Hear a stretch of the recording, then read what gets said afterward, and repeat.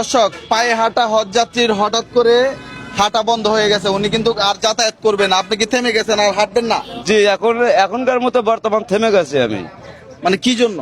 আমি থেমে গেছি এই রাস্তা দিয়ে যাওয়ার পথে সরকারের একটা উপরকার কর্মকর্তা আমারে দেখে গাড়িটা ব্রেক দিয়ে আমাকে বলছে তুমি কোথায় যাবে। আমি বললাম যে আমি হজের উদ্দেশ্যে রওনা দিয়েছি। সে বলে যে পায়ে হেঁটে যাবে। আমি বলছিলাম যে জি পায়ে হেঁটে। আমাকে বলছে যে আমি বিমানের টিকিট করে দেই। তা আমি বলছিলাম না, আমি বিমানের টিকিট দিয়ে যাব না, আমি পায়ে হেঁটে ফরজ হজটা করব।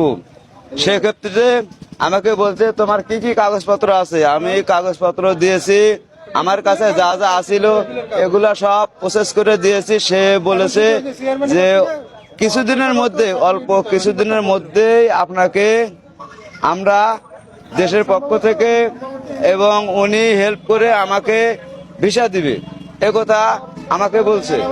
এজন্য আমি থেমে গেছি। এখন আপনি কি আপনার বাসায় চলে যাবেন না ঢাকা চলে যাবেন? জি না, জি না, জি না, আমি এখন আমাকে ওই যে স্যারে বলছে যে তোমার হচ্ছে ওই ঢাকায় যা লাগবে হানগাছ এই জমা দিতে, পাসপোর্ট জমা দিতে। আমি এখন পাসপোর্ট জমা দিতে যাব।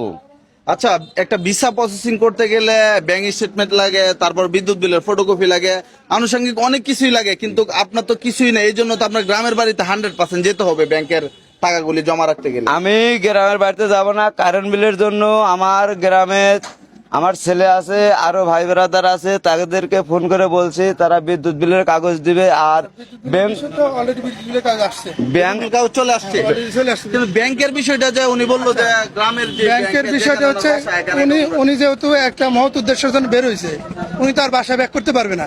ওনার নিজ জেলায় যে কোনো একটা ব্যাংকে থেকে উনি ব্যাংক অ্যাকাউন্ট করবে।